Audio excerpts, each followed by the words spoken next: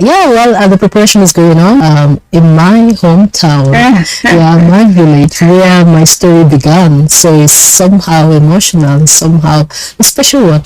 Okay, talking about how your story began, I'm kind of curious.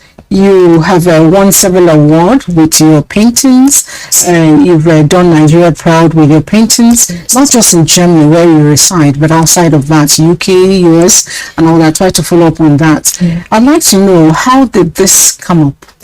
I had always known that I am artistically talented, and right from the time I was young. But I was not allowed to, because for my parents, it's not a proper profession for a woman. So I really not allowed. Yes, because then I think my parents, they meant well too, but they didn't know that we all have this unique talent that was given to us at the point of our incarnation, or God gave us. And I believe strongly they don't also know that in this talent, most of the time lies our power to become success and to control our future. And they kind of missed it. They meant well, so I'm not really annoyed with them. So now I kind of got confused for decades before I later found myself. Well, maybe sometimes some of those things are structured in that manner, so you get to find out who you are when you're really, really prepared for it. Exactly. Sometimes you take off at that point and you feel like you're starting late. There's actually that's when destiny wants you to do it. No, I call myself a light that took decades to shine. Yeah. All right, a light that took decades to shine. That's another creative expression. Thank you. All right, I'm kind of curious. There's several of them in the studio. Yes. I'll get to talk about your personality, but speak to me. Your artwork is centered a whole lot on the beauty of a woman and Africa and Nigeria as a whole. Any particular reason for that? I think the women here, where we come from, this part of the world, we've been kind of marginalized. We are not given the power to become economically empowered. We are struggling still through our outdated tradition, outdated culture, and so now I think living in Germany now for like 30 years. I saw that it could be different. Something is wrong here. So my painting is about, I am a womanist. I love everything that I am. I'm hearing that for the first time. So it's very humanist and feminist. The feminist is more in the negative, they're like the fighting with them, like hey, we are stronger than you, what you guys can do, we can do better, which is true though. But then as a womanist, I love that I am a woman. I'm a mother, I'm a wife, I'm a sister, I'm a daughter. Because of that, of course, naturally it comes, the problem that we, the female or the women face in Africa, touches me. And I think as an artist, this is the only way to let out what is not okay in the society. Okay, now this part, well, the inspiration actually behind it, maybe you can also see the map of Africa there. Okay. The half of this map of Africa. So actually I call her Mama Africa. Mama Africa portrays the classical African woman. It also portrays the Mama Africa that has sold herself, that has made herself economically, commercially attractive to the lust of the men of exploitation. And Mama Africa is crying because I think her children are leaving her, and she's crying. So the question is, Mama Africa, she's old and leaving you, and they're dying on their way to those are the children. Those are the children of Mama. Exactly. So I call it's a series I did on the modern day Exodus. Oh. Yeah. Okay.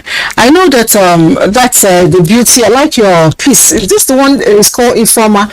Yeah, exactly. Sifoma, exactly. Okay. Yes. I know I read about it. Yes, exactly. This is the former sculpture or painting that. Yes. Okay. Now I also know that in your a lot of things are going wrong. And the problem that Africa or Nigeria is facing is because of the exploitation, the balkanization of Africa during the 18th century. And but we have not helped issues either, because we Africans, we are also exploiting ourselves. Yeah, exploitation, and this is the problem. The problem we have is because of the exploitation of our natural resources. Expression, I see that. Yeah, what this is all about, I think when you look at the paint, it's like a crooked, the steps are crooked, the steps are a little bit shaky, it's not strong anymore. And maybe when you, exactly, so I'm talking about the oil boom that doomed us. Or all boom that do this. Us here. This is the cause of our problem. It's about, my painting is about like changing the narratives. Let it down. You often remind me of Mr. President's speech when he says diversification, of the economy, moving away. There's another one right at the back. Yeah. I have them understand that we had life. Yes. To be at the PRO. Yes. What moves are being in Nigeria? I see you're doing your art exhibition here. Yeah. That will spur up a lot of young people. Exactly. What other moves are being done to ensure that the youths who are actually the biggest, immigrants, are encouraged to stay back and get productive? Yeah, thank God we have a lot of members of NIDO, Germany and other countries in Europe. They are really creating their own, and the government, thank God, is really supporting them in doing that. And I really like the movement. And so I'm just doing my bit by using my painting to also say the same thing. And also creating an enabling environment for the ones outside.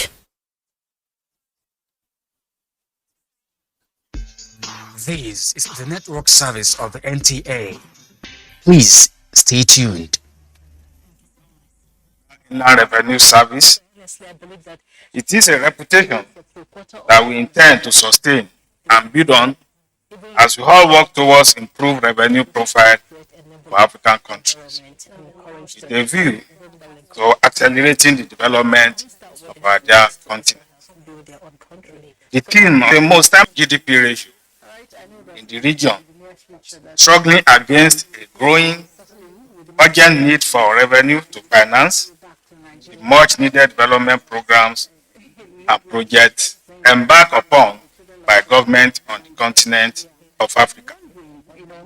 Statistics show that sub-Saharan African countries still mobilizes less than 17% of their GDP in tax revenues. This is below the recommended minimum level of 20% by the UN, as necessary to achieve domestic product. Is a key of it. Clearly, in order to foster sustainable economic growth and development, therefore, it is imperative to re-strategize and rethink the concept and dynamics of tax and taxation. We must ask the relevant questions that hold the potential to unlocking for us a new focus and a new trust as we fashion a pragmatic way forward. All too often, the ideas that arise to the top in the discussion of how to improve the tax revenue growth of our countries are really not much more than either the introduction of new taxes or raising of tax rates. I agree with the theme of this event that human face of taxation must be a more sustainable and effective way of achieving the desired result in the optimization of revenue and fostering voluntary compliance. To be clear, we are of course mindful of the reality that the introduction of new taxes is sometimes not just inevitable, but even needed as we take on the emergence of new business models. This is illustrated, for example, by the global ongoing work on the taxation of the digitalized and globalized economy, which are on tax rate as a revenue generation strategy reveal a stagnation of thought towards the human face of taxation, and we ultimately prove to be a disincentive.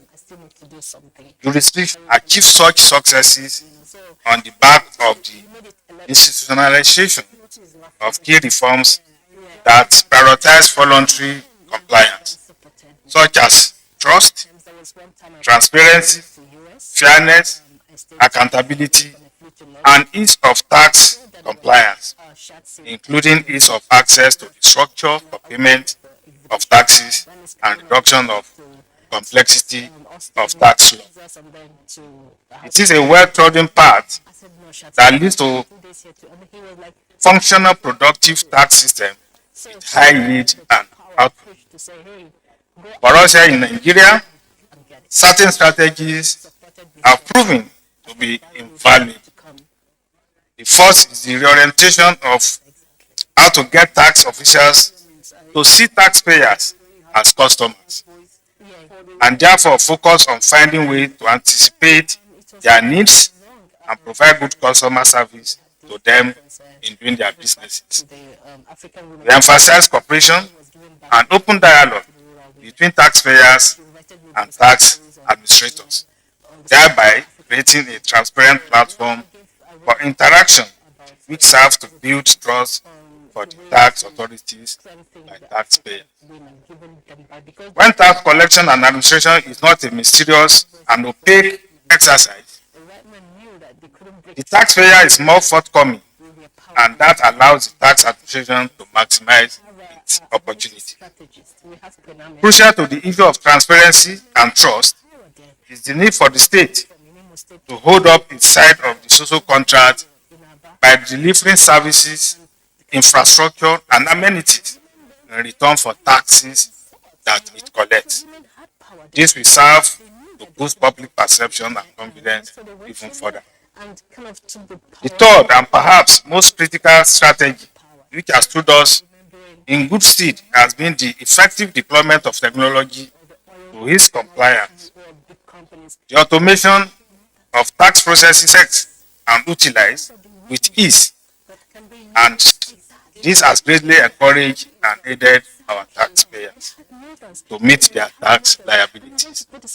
In June 2021, the Federal Inland Revenue Service launched the Tax Pro Max solution, which is a homegrown tax administration software that allows for seamless registration, filing, payment of taxes, and automatic crediting of withholding tax, as well as other credits of taxpayers' accounts, among other features of that software. FIRS has also deployed several other services, especially e-services, including self-service booths at all tax offices.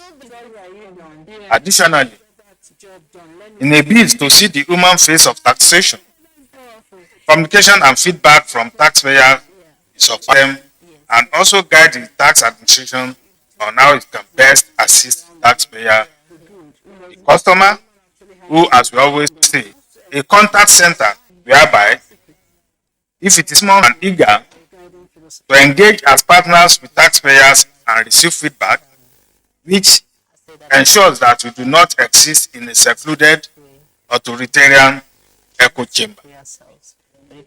I want to end this address by saying that the tax system economy are reaching impact and implication of life and living, whether that is the lingering effect of COVID-19 on the economy and tax and travel, or the impact of the Russian-Ukraine war on agriculture, among others.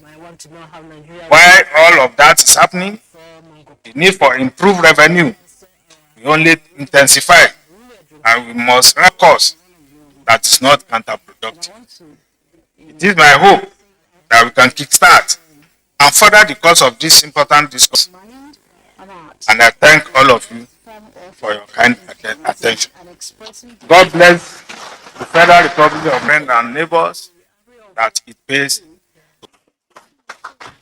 Thank you very much, the representative of the Honorable Minister of Budget and the National Federation, Planning, Semiu Adeniran, who represented the Honorable Minister of State for Budget a keynote and address, national planning keynote speech of the Federal Republic is of Nigeria, expected to raise Prince important Clement issues. Agba. It's expected to discuss And it's been policies, noted that expected to tax system discuss does not principles, exist in isolation. share experiences. And Nigeria I think is a the Honorable founding Minister has member done of ATA justice to this and keynote has address. Please a round of consistently and applause for Ivan actively Moore. participated in its work with clear manifestation of Some of its the determination to key support highlights the of continent's growth Honorable through Minister's address improved domestic revenue include the mobilization imperative and the cutting the total tax revenue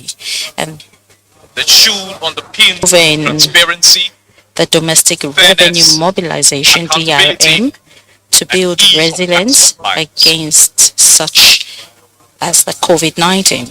He has also emphasized And this General Assembly the will relevance reflect over and the importance of next tax few officials days to see the taxpayers and as bring customers. both the challenges and possible solutions to the fore I believe that to help about 2 weeks ago, design relevant all solutions celebrated and the global policies for success. it.